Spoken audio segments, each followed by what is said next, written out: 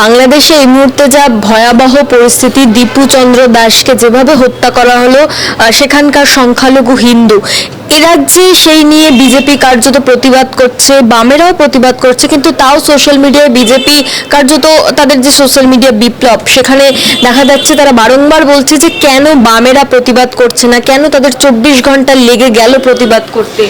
দেখুন, কোন অর্বাচীন কোন মূর্খ কি বলছে তার জবাব দেওয়ার মতো মূর্খতা আমি করব না। প্রথম কথা, বাংলাদেশি দীপু দাস, তাকে নিয়ে আমাদের সকলেই আমরা ব্যথিত, ক্ষুব্ধ। কিন্তু গতকাল আসামে কি হয়েছে?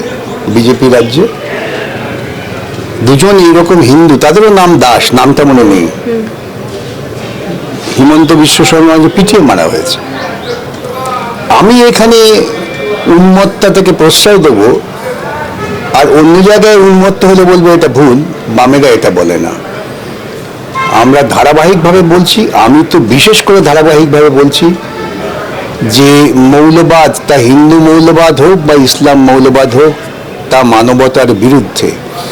বিজেপি, আরএসএস তারা গোটা ভারতবর্ষ জুড়ে মৌলবাদী চিন্তা চেতনা দিয়ে মানুষের মানব সভ্যতার বিরোধী কাজ করছে। ভাবা যায় একজন বিদেশি লোককে বিজেপি নেতা বলছেন হিন্দি 3 মাসের মধ্যে শিখতে না পারলে থাকতে পারবে না দেশে। এর থেকে নিম্ন রুচির মৌলবাদ কি হতে পারে? ভাবা যায় একজন মানুষকে পিটিয়ে মারা হয়েছে শুধুমাত্র এই সন্দেহে যে তার বাড়িতে ফ্রিজে গরুর মাংস আছে। যারা অপরাধী তারা আমাদের দেশের আইনি চৌহদ্দির মধ্যে তারা অপরাধী সাব্যস্ত হয়েছে, তাদের সাজা ঘোষণা হয়েছে। বিজেপি সরকার তাদের বিরুদ্ধে মামলা প্রত্যাহার করে নিতে চেয়েছে, আদালতে গিয়ে সেটা ঠেকাতে হয়েছে। কিন্তু বিজেপি, আরএসএস বা তাদের সমমনস্ক কেউ, তারাই প্রকৃতপক্ষে মৌলবাদকে লালন পালন করছে, এবং এই মৌলবাদকে তারা এক দেশে লালন পালন করে আরো বেশি বাড়িয়ে তুলতে চান। সেজন্যই তারা প্রতিবেশী দেশ নিয়ে আমাদের চিন্তার আগে নিজের স্বদেশ নিয়ে চিন্তা করো। আমি এখানে মৌলবাদের বিরুদ্ধে দৃঢ় অবস্থান নিয়ে অন্যকে বলতে পারি আমাকে দেখে শেখো, কিন্তু আমাদের দেশে হিন্দুত্ববাদীরা কি করছেন?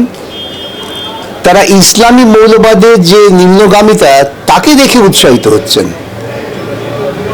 এদের বোঝা উচিত। কয়েকদিন আগে তো এখানে হয়েছিল সেই প্যাটিস বিক্রেতাকে হয়েছে তো কয়েকদিন আগে তো বিহারে না কোথায় যেন একজন এরকম দলিত, তাকে পিটিয়ে মারা হয়েছে। সুতরাং বিজেপি বা বিজেপির সমর্থক যারা আছেন তাদের বলবো, যদি আপনারা যথার্থই মানবতার সামান্যতম মূল্যবোধ আপনাদের মধ্যে থেকে থাকে, তবে আপনারা সংখ্যাগরিষ্ঠ সাম্প্রদায়িকতা, সংখ্যাগরিষ্ঠ মৌলবাদ, যেখানে যেটা সংখ্যাগরিষ্ঠ তার বিরুদ্ধে বেশি কথা বলুন। বাংলাদেশের বুকে সেখানকার কমিউনিস্ট পার্টি, সেখানকার নাগরিক সমাজ লড়াই করছে মৌলবাদের বিরুদ্ধে। সেখানকার মানুষ চুপ করে নেই। আমাদের দায়িত্ব সেই লড়াকু মানুষকে উৎসাহিত করা, তাদের দমিয়ে দেওয়া নয়। এত কিছু সত্ত্বেও বারংবার বামেদেরকে শুনতে হচ্ছে যে তারা প্যাটিস বিক্রেতার পাশে দাঁড়ায়, কিন্তু দীপু দাসের কে বলেছে দীপু দাসের পাশে দাঁড়াতে? প্রথম আমি তো বলেছি, কালকে কথা বলেছি, আমি প্রথম আমার ফেসবুক খুলবেন। প্রতিবাদটা জানতে হয়, প্রতিবাদটা ওরা বরং ওদের সিলেক্টিভ প্রতিবাদ করেন।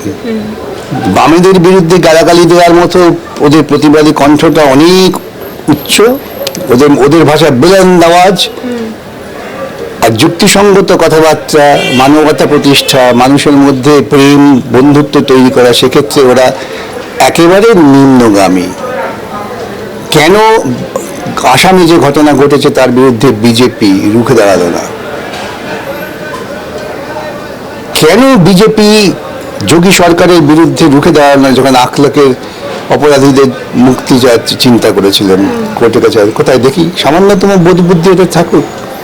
কেন তারা রুখে দাঁড়াচ্ছে না যে বিজেপির দিল্লির মুখ্যমন্ত্রী দূষণ হচ্ছে বলে কাবাব বন্ধ করে দিচ্ছেন? এই ধরনের অযৌক্তিক অবিমৃষ্যকারিতা বিজেপির নেতারা করবেন এবং তাদের চেলারা চিৎকার করবেন। আমি তো বারবার ওদের বলি, আসুন আলোচনা করি মুখোমুখি, সিদ্ধান্তে পৌঁছুন কোনটা ঠিক কোনটা বেঠিক। যে বিজেপি নেত্রী বিদেশিকে বললেন যে হিন্দি শিখতে হবে 3 মাসের মধ্যে, তার বিরুদ্ধে তো এখনো কোনো পদক্ষেপ, তাই তো বলছি। সুতরাং ওরা এমন জায়গায় পৌঁছে গিয়েছে যে ওদের মধ্যে ন্যূনতম মূল্যবোধ, ন্যূনতম সামাজিক বোধ নেই। দেখছেন না, আরাবল্লী পাহাড়টা করে ভেঙে দেওয়ার চেষ্টা করছিল, আদানির হাতে তুলে দেওয়ার জন্য। গ্রামের কৃষকেরা ঐক্যবদ্ধ হয়ে যখন রুখে দাঁড়ালো, বুলডোজার জাস্টিসকে তারা ভেঙে গিয়ে পাল্টা বুলডোজ করলো, তখন পিছিয়ে আসছে। ওরা চেষ্টা করেছে তার আগে এই কৃষকদের মধ্যে হিন্দু, মুসলমান, বৌদ্ধ, খ্রিস্টান চালিয়ে দেওয়া। আজকে শুধু মুসলমানের বিরুদ্ধে, খ্রিস্টানদের বিরুদ্ধে কেন হচ্ছে? দলিতদের বিরুদ্ধে, মুসলমানের বিরুদ্ধে, খ্রিস্টানের বিরুদ্ধে, বৌদ্ধ মেয়ে জানলে বৌদ্ধদের বিরুদ্ধে ওদের এরকম ওদের হিংসা চলতো। একটা হিংসাশ্রয়ী, একটা নিম্ন রুচি রাজনৈতিক দল হচ্ছে বিজেপি। এই ঘটনাকে নিয়ে এই রাজ্যের বিজেপি নেতারা যেভাবে লাফালাফি করছে, মিছিল করছে, মিটিং করছে, কিন্তু প্রধানমন্ত্রী তিনি তো এই নিয়ে কোনো বক্তব্য রাখেননি। তার কারণ হচ্ছে যে এই রাজ্যের বিজেপি নাচানাচি করছে এই কথা বোঝাবার জন্য যে ওরা তৃণমূলের বিরুদ্ধে, কিন্তু ওরাও জানে যে আরএসএস এর যে পরিকল্পনা সেটা তৃণমূল যত সূক্ষ্মতার সঙ্গে রাজ্যে কার্যকর করছে সেটা ওরা পারবে না। ওদের নেতাদের যে আমি আচার আচরণ চেহারা দেখছি, তো ওদের দিয়ে এই সমস্ত সূক্ষ্ম দুষ্কর্ম করা সম্ভব না। সূক্ষ্ম দুষ্কর্মটা আরএসএস মমতাকে দিয়েই করাচ্ছে। কিন্তু বাংলাদেশের এই ইস্যুতেও তো প্রধানমন্ত্রী নরেন্দ্র মোদী কার্যত চুপ। বলবি আরে মানুষ তো যে গোটা পৃথিবীতে আজকে জিজ্ঞাসা করছে ভারতবর্ষে কেন এটা হচ্ছে? ভারতবর্ষে ছিল না, আমরা কি পেছিয়ে যাচ্ছি? আমাদের ভারতবর্ষের যাত্রা কি উল্টো পথে নাকি? বাংলাদেশ পাকিস্তান তো চিরকালই, যখন বাংলাদেশ পাকিস্তানের মধ্যে ছিল তখনও সেখানে একটা সাম্প্রদায়িক দাঙ্গা, সাম্প্রদায়িক উত্তেজনা ছিল, মৌলবাদ সেখানে প্রভাব খাটিয়েছিল, তার বিরুদ্ধে লড়াই করে তো বাংলাদেশ তৈরি হয়েছে। আর আমার ভারতবর্ষ তো প্রথম থেকেই মৌলবাদ বিরোধী।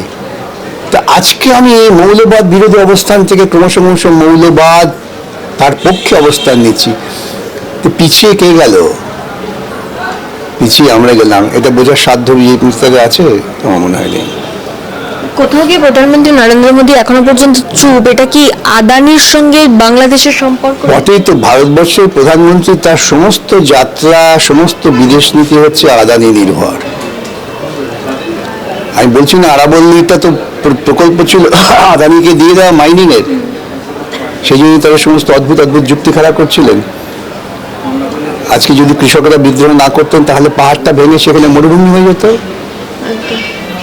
আদানির পয়সা বাড়তো, আর আমরা বলতাম আমরা শক্তিশালী অর্থনীতি হয়ে যাই। দেশের লোক না খেয়ে মরছে, দেশের লোক শুকিয়ে যাচ্ছে, সেটা বড় কথা না।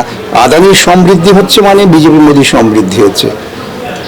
এইরকম একটা দুর্ভাগ্যজনকভাবে ভারতবর্ষের বুকে এরকম একটা অন্ধ চিন্তার কুসংস্কারমূলক সরকার ক্ষমতায় বসেছেন।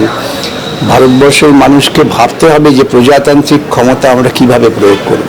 শেখ হাসিনাকে নিয়ে তো এখনো পর্যন্ত প্রধানমন্ত্রী কোনো বক্তব্য রাখেননি এই ঘটনাতে, বা তার সেটা নয়, আমি বুঝলাম সূক্ষ্ম পররাষ্ট্রনীতির ব্যাপার, সেটা তিনি কি করবেন না করবেন আমি তা নিয়ে মন্তব্য করছি না।